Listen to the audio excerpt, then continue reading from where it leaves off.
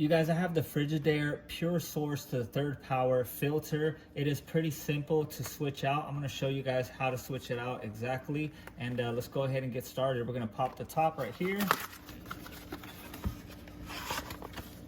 Okay, this is what our filter looks like. You gotta just remember to remove the two caps on top. They're just plastic caps, right?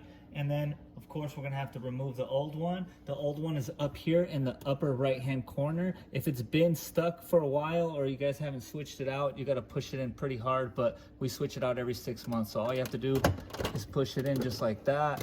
And then this one's gonna be nice and heavy as because it has water in it.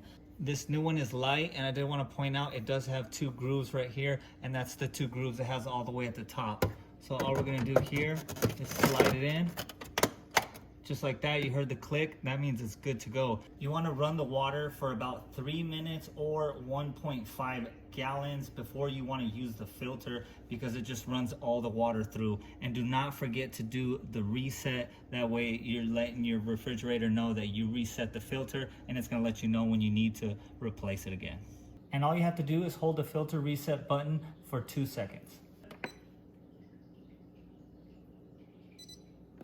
And just like that, it resets and says water filter good.